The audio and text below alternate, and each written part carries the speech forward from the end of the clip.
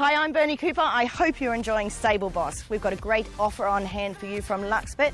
Sign up using the promo code STABLE150 and you will receive an extra 150% of bonus bets. So put in 1,000, get 1,500 on top of. Sign up soon. Luxbet odds, Luxbet up with Luxbet.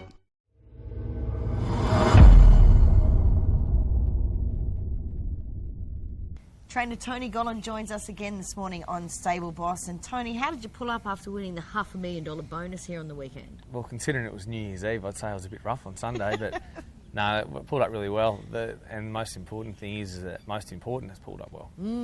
That is the most important bit. The moe was flowing in the trainer's bar. I thought that was nice. Thank you. Yeah, that was, well, Desley Good gave me shout. a good help there. She, I didn't realise they were $140 a bottle, but Tony, anyway, get another bottle. we got the bonus, yeah. So we did have a couple of bottles of moe, but no, it was good. It was a really good day's racing here at Eagle Farm, and certainly tough day, but it was certainly good to get away with the winner and get the big 500,000 UBET bonus. How tough was he with the 58 kilos running down 9th Legion? Look, he was really good, and like I said it all prep, I don't think this is his favourite track, and I'm still adamant of that. Okay. But his effort to run down them 2 litres when they had that good 3 or 4 length break on him at the corner was a good effort. But I knew once he got it in sight and he got up outside it, I thought he'd get his head down and win, because he really wants to be a racehorse at the moment, this bloke. Yeah.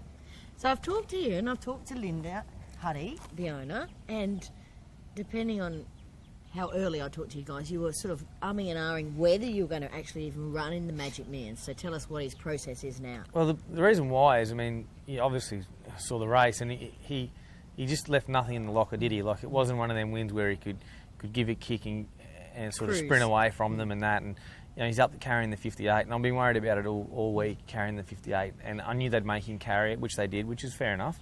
And he just it was a really hard-fought win.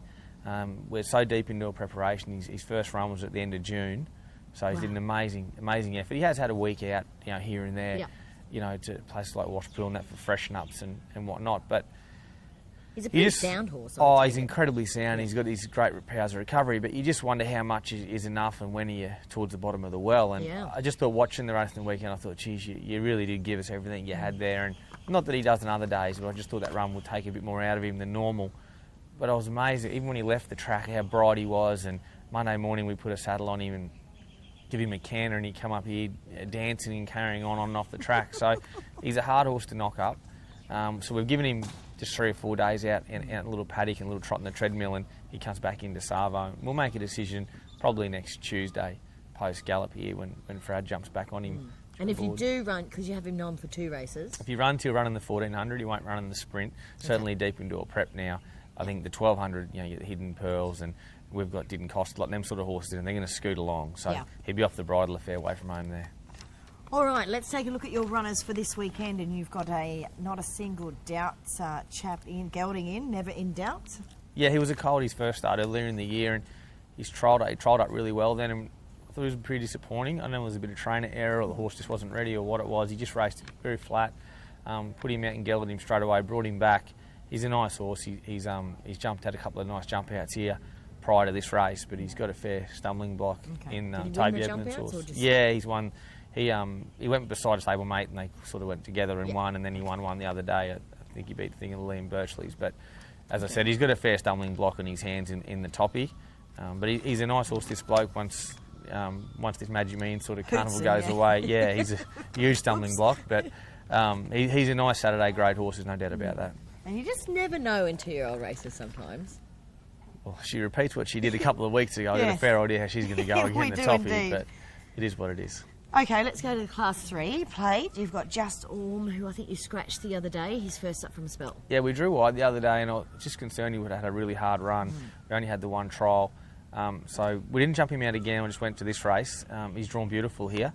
So it looks a good starting point for him. I think 900 is definitely a bit short for him. Yeah. But he's a quality horse. He's a Saturday grade horse, and that'll get him a fair way in this field.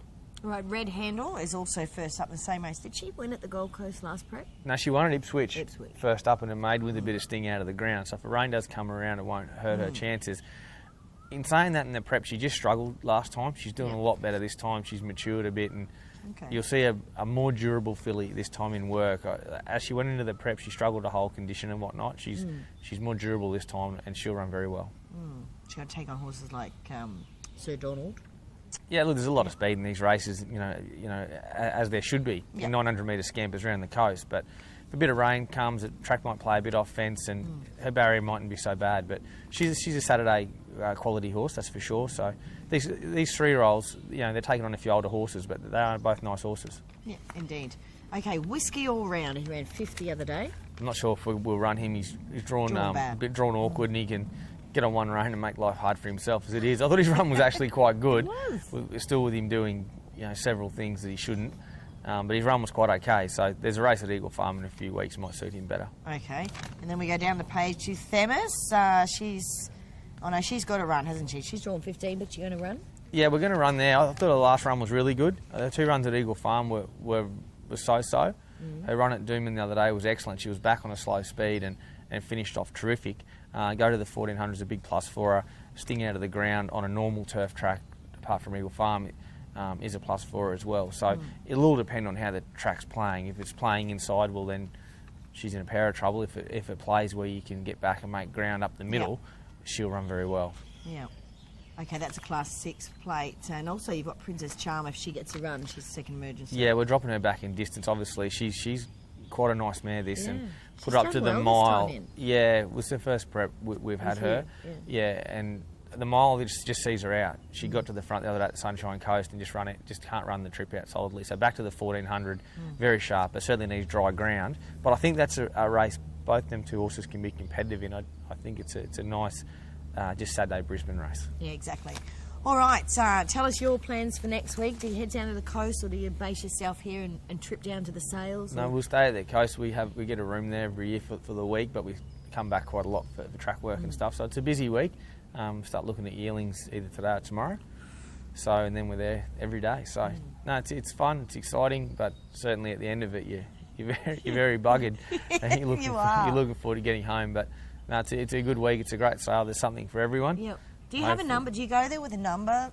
I'd like 20, I'd like 30. Or... I'd like as many as I can get, but it's the reality of it all is it's you don't get every horse you bid on. It's a tough sale. There's plenty of money there. And how about the Spirit of Booms? Yeah, look, can't wait to see them. I haven't seen them as yearlings yet, so I'm really looking forward to it. I can't wait. I really hope he makes a stallion. He was a grand horse to train. I wish I had a few more of him in the stable, but it's certainly another chapter there with his babies now coming along. So that is very exciting for me, looking at them at the sales. Good luck on the weekend, and thanks for joining us again on Stable Boss. Thanks, guys. Hi, I'm Bernie Cooper. I hope you're enjoying Stable Boss. We've got a great offer on hand for you from Luxbet. Sign up using the promo code STABLE150 and you will receive an extra 150% of bonus bets. So put in 1,000, get 1,500 on top of. Sign up soon. Lux Better Odds, Lux Better Up with Luxbet.